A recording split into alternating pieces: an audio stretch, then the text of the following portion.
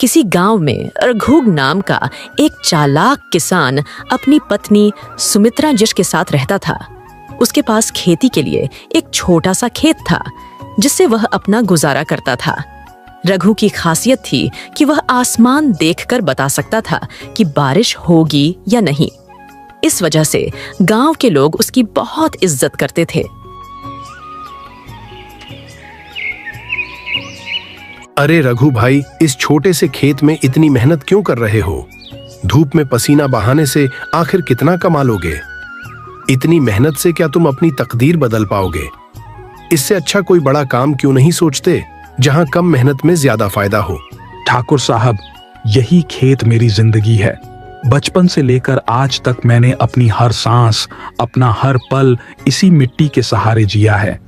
यही खेत मेरे बच्चों का भविष्य है, मेरे परिवार का सहारा है। इसके हर बीज में मेरे पसीने की बूंदें मिली हुई हैं। इसी की बदौलत मेरे घर का चूल्हा जलता है और मेरे अपनों के चेहरे पर मुस्कान आती है। अगर यह खेत ना रहा तो समझिए मेरी जिंदगी की सारी उम्मीदें भी खत्म हो जाएंगी। ठाकुर सुखदेव चालाकी से कहता है, मैं तो कहता हूँ यह खेत मुझे बेच दो और मेरे यहाँ काम पर लग जाओ। तुम्हें अपनी जमीन जोतने की तकलीफ भी नहीं उठानी पड़ेगी और मैं तुम्हें अच्छी कीमत भी दूंगा। इससे तुम्हें मेहनत कम करनी पड़ेगी और आमदनी भी बढ़ जाएगी। सोचो यह सौदा तुम्हारे लिए कितना फायदेमंद रहेगा।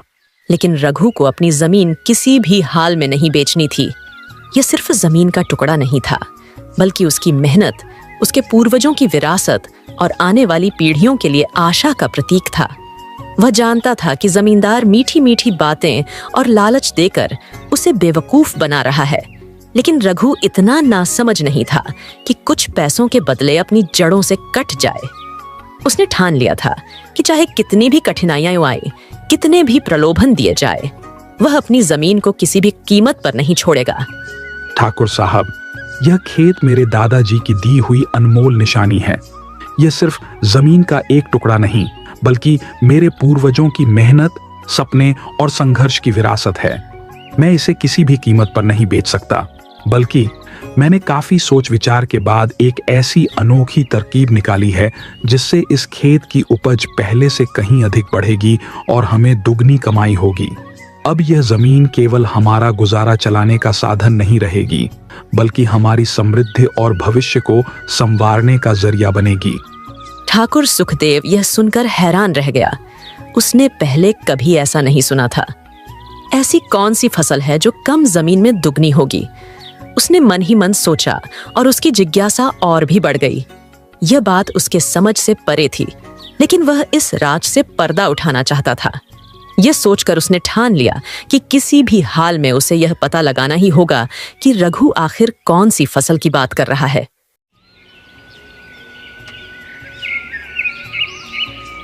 अगले ही दिन जब रात का अंधेरा चारों ओर छा गया और सब लोग गहरी नींद में थे, ठाकुर सुखदेव चुपचाप अपने घर से निकला।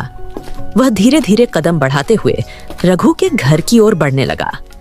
वह सावधानी से छुपकर रघु की झोपड़ी के पास पहुंचा और दीवार की आड़ में खड़ा होकर भीतर की हलचल पर ध्यान लगाने लगा।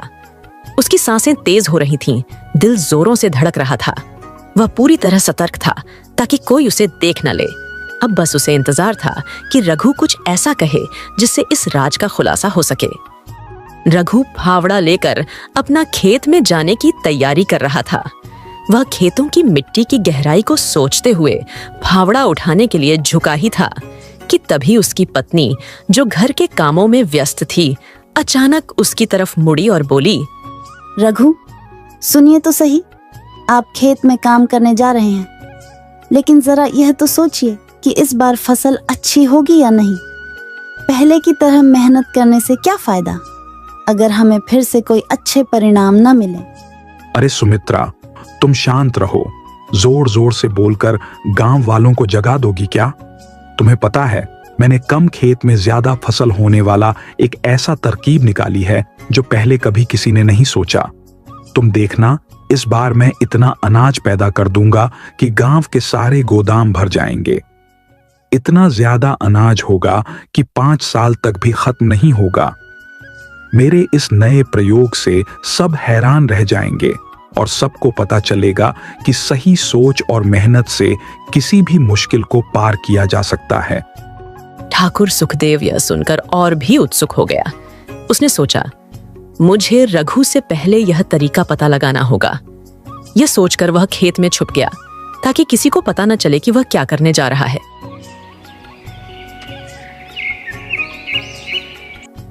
अगले दिन सुबह का समय था। रघु और उसकी पत्नी खेत में काम कर रहे थे। ठाकुर सुखदेव छुपकर उनकी बातें सुनने के लिए पास के एक बड़े पेड़ के पीछे छुपा हुआ था। कहां से शुरू करूं, कैसे करूं? यह जमींदार का खेत भी ना मेरा सारा काम बिगाड़ देगा। अगर मेरे खेत का फसल ज्यादा हो गई तो जमींदार के खेत में चला जाएगा और फिर जमींदार बिना मेहनत के फसल ले लेगा।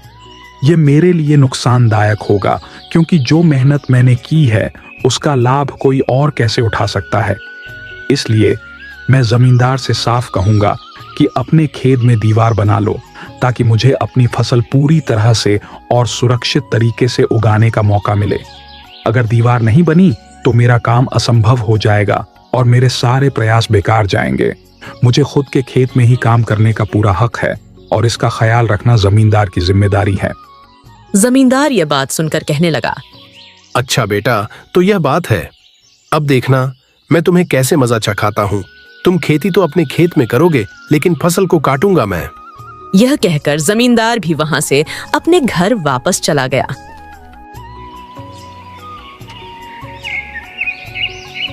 अगले दिन सुबह होते ही रघु जमींदार के घर गया और कहा, जमींदार साहब, मैं आपके पास ही आया हूँ। मुझे आपसे एक जरूरी बात करनी थी।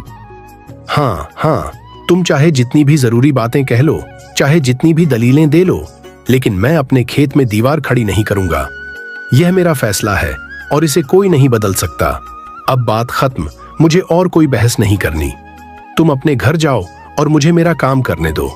मेरे पास बहुत सारा काम है और मैं अपना समय बेकार की बातों में नहीं गंवाना चाहता। लेकिन जमींदार साहब, मैं सच कह रहा हूं। मैंने तो आपसे ऐसा कुछ भी नहीं कहा। फिर आप मुझसे इस तरह की बातें क्यों कर रहे हैं? क्या आपने किसी और से कुछ सुना है या किसी ने आपको गलत फहमी में डाल दिया है? मैं तो हमेशा आपकी इज्जत करता आया हूं और कभी भी ऐसी कोई बात कहने की हिम्मत नहीं कर सकता। कृपया मेरी बात पर भरोसा करें, मैं बिल्कुल सच्चा हूं। हाँ, मुझे पहले से ही अंदाजा था कि तुम यही कहने वाले हो। तुम्हारे चेहरे के हाव भाव और तुम्हारी बातें साफ बता रही हैं कि तुम्हें खुद भी यकीन नहीं हो रहा कि इतनी दुगनी फसल तुम्हारे छोटे से खेत में कैसे हो सकती है। तुम्हारे पास खेत भी सीमित है और इतनी ज्यादा उपज का हिसाब उसमें बैठ नहीं रहा।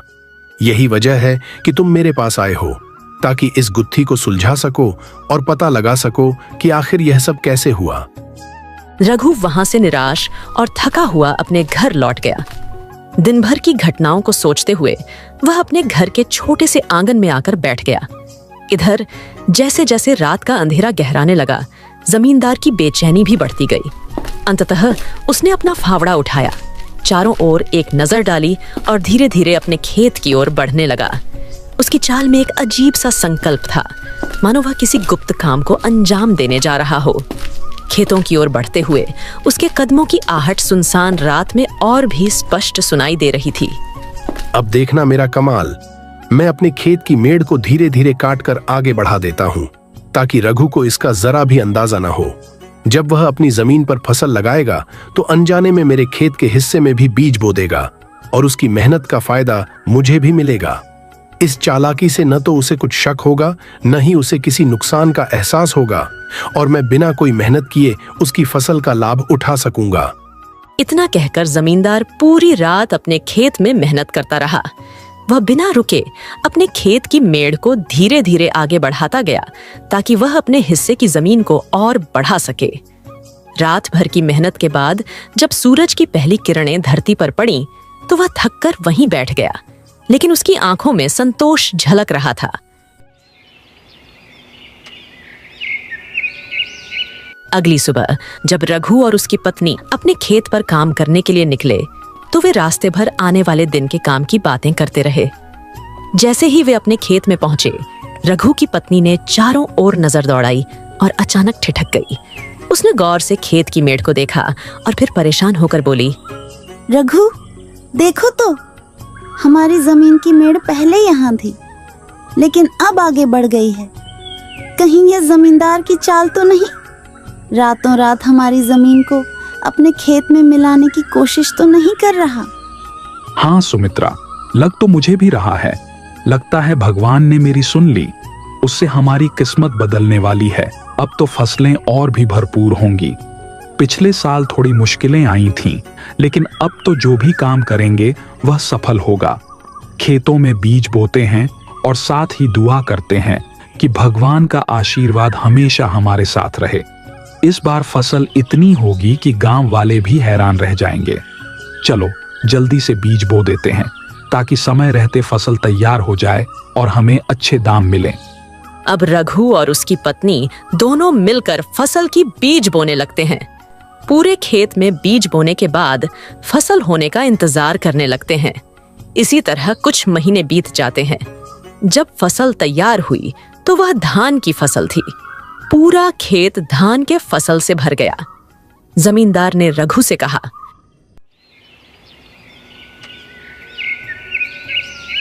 रघु जरा रुको भाई, इतनी जल्दी भी क्या है? क्या तुम्हें पता है जिस खेत में तुम फसल लगा रहे हो उस खेत की बड़ी हुई जगह मेरी है। क्या बात करते हैं जमींदार साहब, मैंने तो आपसे कभी कोई जगह मांगी ही नहीं। फिर आप क्यों मेरे ऊपर एहसान जताने की कोशिश कर रहे हैं? आपने अपने ही खेत की मेड़ को काटकर जगह बढ़ा दी, लेकिन मैंने तो इसकी कोई मांग ही नहीं रखी थी। आखिर आपने ऐसा क्यों किया? क्या यह दिखाने के लिए कि आप बड़े दिल वाले हैं या इसके पीछे कोई और मकसद छुपा हुआ है? रघु देखो, मुझे ये सारी बातें उतनी गहराई से नहीं मालूम, लेकिन एक बात साफ है, ये जो बढ़ी हुई जगह तुम देख रहे हो वो अब मेरी है। असल में मैंने ही अपने खेत की मेड़ को थोड़ा आगे खिसका दिया था ताकि तुम्हारी फसल की जड़ें मेरे खेत में आ जाएं। इससे मुझे भी तुम्हारी मेहनत का कुछ लाभ मिल सकेगा। आखिर जब तुम्हारी फसल बढ़ेगी तो उसकी जड़ें मेरे खेत की मिट्टी से भी पोषण लेंगी और इस तरह मुझे भी फायदा मिलेगा। इसलिए अब ये हिस्सा मेरा ही हुआ ना। अच्छा, तो बात यह है जमींदार साहब, मैंने भी यही तरकीब सोची थी, क्योंकि मेरे पास खेत कम थे और कम जमीन में दुगुनी फसल उगाना आसान नहीं था। लेकिन आपने तो मेरी सोच को न सिर्फ समझ लिया बल्कि अपना भी लिया। मैंने ना तो आपसे खेत बढ़ाने को कहा, ना ही कभी शिकायत लेकर आपके पास आया। फिर भी आपने अपनी जमीन की मेड़ आगे खिसका ली। क्यों? याद रखिए जमींदार साहब, जहां तक मेड़ है वहां तक आपका खेत, उससे आगे नहीं। इसलिए इस फसल पर आपका कोई हक नहीं बनता। समझ गए ना? रघु की आश्चर्यजनक बात सुनकर सुखदेव जमींदार हैरान हो जाता है। गेहूं की बुवाई का समय तेजी से निकलता जा रहा है, लेकिन तुमने अब तक अपने खेत में हल तक नहीं चलवाया। अगर समय रहते तुमने खेत की जुताई और बुवाई नहीं की तो याद रखना, फसल उगने का मौका हाथ से निकल जाएगा। फिर जब सभी के खेतों में सुनहरी बालियों से लहलहाती फसल खड़ी होगी, तब तुम हाथ मलते रह जाओगे। बिना मेहनत किए अन्न की उम्मीद मत रखना, वरना भूखों मरने की नौबत आ जाएगी। मालिक, मैं क्यों भूखा मरूंगा? मेरे पिताजी का खेत है ना, वो मुझे कभी भूखा नहीं मरने देगा। उस खेत में एक ऐसा वरदान है जो जब तक रहेगा मैं कभी भूखा नहीं रहूंगा। चाहे दुनिया में कैसी भी मुसीबत आ जाए, मेरे पिताजी का खेत हमेशा मेरा सहारा बनेगा। उसकी मिट्टी में बरकत है, उसकी फसलों में दुआएं हैं और उसके अन्न में मेरे पिताजी का आशीर्वाद है। जब तक वो खेत रहेगा मैं कभी भूखा नहीं मर सकता। वरदान? कैसा वरदान रघु? भला मैं क्यों बताऊं ये सब आपको? आप तो बस जाओ यहां से। रघु की आश्चर्यजनक बात सुनकर जमींदार के सिर में फिर से दर्द होने लगा। उसे यकीन ही नहीं हो रहा था कि रघु जैसी सीधी सादी शक्ल वाला इंसान इतनी अजीब और रहस्यमयी बातें कर सकता है। जमींदार कुछ सोचते हुए रघु के घर से तो निकल गया, लेकिन उसके मन में सवालों का तूफान उमड़ रहा था। उसे इस बात की जिज्ञासा हो गई थी कि आखिर रघु और उसकी पत्नी के बीच किस तरह की बातें होती हैं। यही सोचकर जमींदार ने एक चालाकी भरी योजना बनाई। वह ज्यादा दूर नहीं गया, बल्कि रघु के घर के पास ही एक घने पेड़ के पीछे जाकर छिप गया। वहां से उसने अपना ध्यान रघु के घर की ओर लगा दिया और बेसब्री से शाम होने का इंतजार करने लगा। धीरे धीरे सूरज डूबने लगा, चारों ओर हल्का अंधेरा छाने लगा और चिड़ियों की चहचहाहट भी धीरे धीरे कम होने लगी। अब वह समय आ गया था जब रघु और उसकी पत्नी दिन भर के कामों से निपटकर आपस में बैठकर बातें करने वाले थे। जमींदार ने अपनी सांसें रोक लीं और कान लगाकर उनकी बातचीत सुनने की कोशिश करने लगा। घर के अंदर रघु और उसकी पत्नी बैठकर आपस में बात कर रहे थे। कुछ देर बाद रघु की पत्नी ने रघु से पूछा, सुनिए जी, पिताजी ऐसा कौन सा अद्भुत वरदान देकर गए हैं जो यह खेत हमें भूखा नहीं मरने देगा? जब से उन्होंने हमें छोड़ा है तब से हमने इस खेत में हल तक नहीं चलाया, बीज तक नहीं डाला। फिर भी आप कह रहे हैं कि यह खेत हमें कभी भूखा नहीं रहने देगा। आखिर इसमें ऐसा क्या रहस्य छिपा है जो हमें समझ नहीं आ रहा? क्या सच में पिताजी की कोई अनदेखी शक्ति इस खेत की मिट्टी में समाई हुई है, या फिर उनके कहे शब्दों के पीछे कोई गहरा अर्थ छिपा है जिसे हम अब तक समझ नहीं पाए? अरे तुम जोर जोर से मत चिल्लाओ सुमित्रा, ये बात बहुत गोपनीय है। अगर किसी ने सुन लिया तो सारा काम बिगड़ जाएगा और हमारा राज खुल जाएगा। हमें बेहद सावधानी बरतनी होगी। देखो, मैं अब और इंतजार नहीं कर सकता। आज मैं तुम्हें सच बता ही देता हूं। हमारे खेत में पिताजी ने बरसों पहले एक सोने के सिक्कों से भरा हुआ मटका बड़ी ही चालाकी से जमीन के अंदर गाड़ दिया था। ये कोई मामूली खजाना नहीं है, बल्कि हमारी आने वाली जिंदगी को पूरी तरह बदल सकता है। इसलिए इस बार मैंने अपने खेत की जुताई नहीं की। अगर मैं हल चलाता तो कहीं ना कहीं ये खजाना जमीन के नीचे और दब जाता या किसी और की नजर उस पर पड़ जाती। सोचो, खेती बाड़ी करके हम सालों साल मेहनत करते, लेकिन अगर हमें ये सोने का मटका मिल जाए तो हमारी जिंदगी पूरी तरह से बदल जाएगी। हमें कभी भी किसी चीज की कमी नहीं होगी, कोई चिंता नहीं रहेगी। बस अब सही वक्त का इंतजार है। हमें इसे बहुत ध्यान से और बिना किसी को शक होने दिए निकालना होगा, ताकि ये खजाना सिर्फ हमारा ही बना रहे। तो अच्छा बेटा, अब ये बात समझ में आई। लेकिन सुन, मैं आज रात को ही तुम्हारे खेत से सोने का मटका निकाल लेता हूं और फिर देखता हूं कि तुम बिना सोने के कैसे जिंदा रहते हो। देखूंगा तुम दिन रात क्या खा पी कर अपनी जान बचाते हो, और अगर तुम्हें लगता है कि तुम बिना सोने के कोई खास कर सकते हो तो ये तुम्हारी भूल है। तुम्हारे खेत में जो कुछ भी है वो सब मेरे लिए होगा और तुम कुछ भी नहीं कर पाओगे। फिर देखना तुम कितना बचते हो बिना सोने के। फिर क्या, जमींदार रात के अंधेरे में चुपके से अपने फावड़े को लेकर रघु के खेत में पहुंच गया।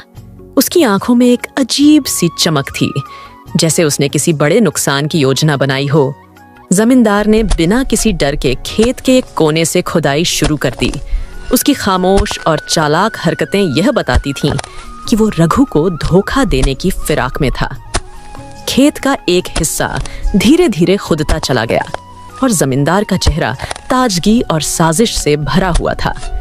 उसे इस बात की परवाह नहीं थी कि अगर रघु जाग गया तो क्या होगा, क्योंकि उसकी नीयत पूरी तरह से बुरी थी।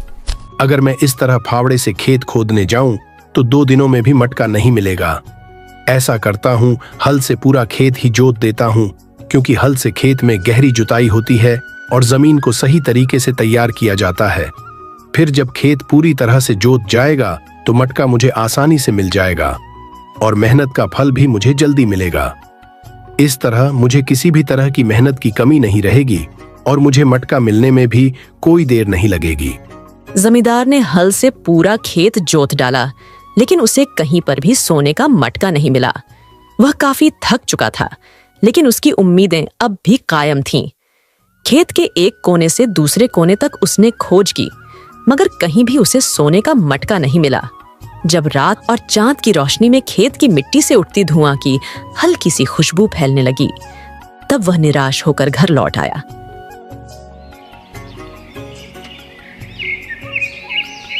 लेकिन अगले दिन सूरज की पहली किरण के साथ उसकी गुस्से में लहराती आंखें और भी ज्यादा चमक उठीं। सुबह सुबह वह रघु के घर गया और दरवाजे पर खड़ा होकर जोर से बोला, रघु, तेरा क्या खेल है? मैंने पूरे खेत को हल से जोत डाला, लेकिन कहीं भी मुझे सोने का मटका नहीं मिला। अब तुम मुझे बताओ, ये मटका आखिर है कहाँ? कहीं नहीं मिला। ऐसा कैसे हो सकता है जमींदार जी? आपने पूर्व और उत्तर की दिशा में ठीक से नहीं देखा होगा। जब तक आपने उन दिशाओं में ध्यान से खोजा नहीं होगा, तब तक आप सही तरीके से इसका पता नहीं लगा पाएंगे। मैं अब खुद जाकर देखता हूं, क्योंकि मुझे पूरा विश्वास है कि वह वहां कहीं न कहीं जरूर मिलेगा। अरे बेवकूफ, तुम जाते कहाँ हो? मैंने तो हर कोना छान मारा, हर दिशा में खुदाई कर डाली, पूर्व से पश्चिम तक, उत्तर से दक्षिण तक। जमीन का एक एक टुकड़ा खोद डाला, हर पेड़ पौधे के नीचे देखा, मगर कहीं भी मुझे वह मटका नहीं मिला। मैंने अपनी पूरी ताकत, अपना पूरा हुनर लगा दिया, फिर भी वह हाथ नहीं आया।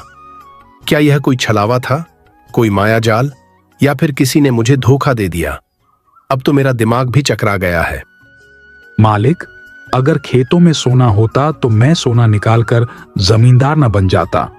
वो तो मैंने अपनी बीवी का दिल बहलाने के लिए ऐसा कहा था। लेकिन जमींदार साहिब, एक बात मुझे समझ में नहीं आ रही है। यह बात आपको किसने बताई? यह मुझे कौन बताएगा? मैं क्या तुम्हारे घर पर थोड़ी था जो मुझे पता चल जाएगा। वो तो मुझे सपना आया था, इसलिए मैं तुम्हारे खेत में सोने का मटका ढूंढने गया था। बेचारा जमींदार बेवकूफ बनकर वहां से चला गया। इस तरह रघु ने अपने बुद्धि से खेत को बड़ा भी कर लिया और उस जमींदार से अपने खेत में हल भी चलवाया। प्यारे दोस्तों, अगर आपको हमारी यह कहानी अच्छी लगी हो तो मेरे चैनल को लाइक, सब्सक्राइब, बेल ऑल पर क्लिक करना न भूलें और अपने दोस्तों से भी शेयर करें। आपका बहुत बहुत धन्यवाद। आज का सवाल जमींदार सोने का मटका कहाँ पर ढूंढ रहा था। अपना जवाब कमेंट बॉक्स में लिखें।